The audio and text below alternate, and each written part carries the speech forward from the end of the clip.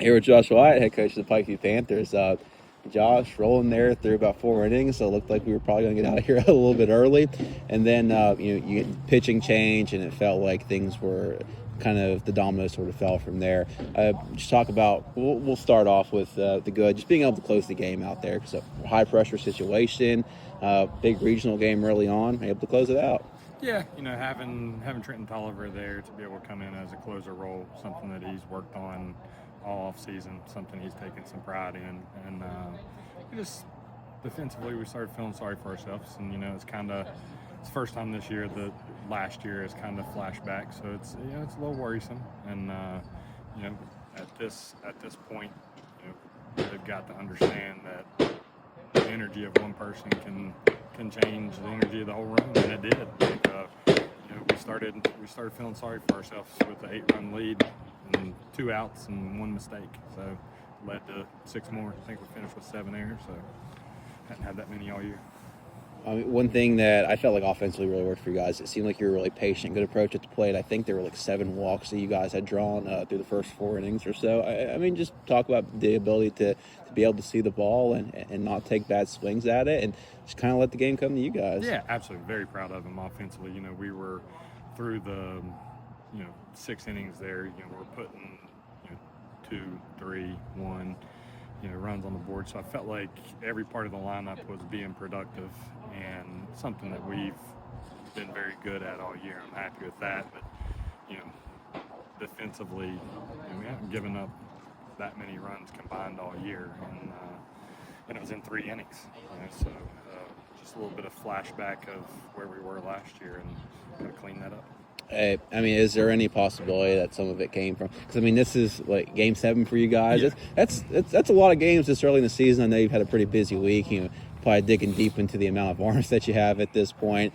You feel like I know when you're doing that, kids are playing in different positions. You feel like maybe that contributed a little bit, or I don't think so. We had playable balls. The guys that were on the mound, we know they're contact pitchers. I think all 7 errors came from the 5th inning on, and they're just not making plays. Maybe we did get a little complacent with the 8-0 lead, feeling like that you're going to 10 run it in the bottom of the 5th, and but it's a good learning lesson for them early, as long as we learn from it and understand that 5 runs can creep up on you quick, and that's what happened to us. You kind of alluded to it, but this year, another good start similar to what last year went.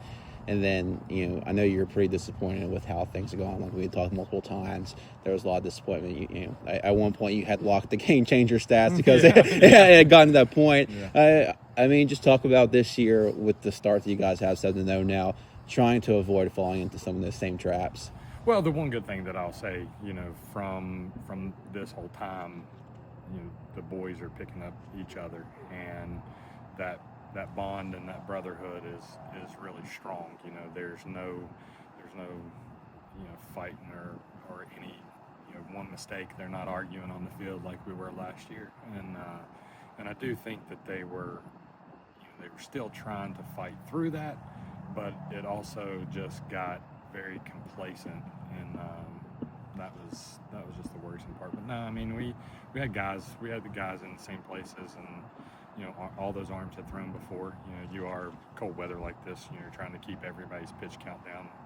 Chris was throwing great for us in the beginning, but we're not going to push the issue on a 25-degree night. Yeah, absolutely. Next one is a very big one. Defending state champs. You go to their place. Really a great early season test. I think the Casto kid is hurt. Which changes things a little bit, but obviously still a really good team.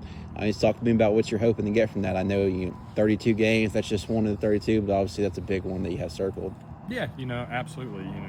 The way we played those last 3 innings, we got to shake that off going into Monday. But all next week we have Ripley, Greenbrier East, Bridgeport, Spring Valley. So it's a test week, and I hope to see us get back to playing better defense, and if we can put that together,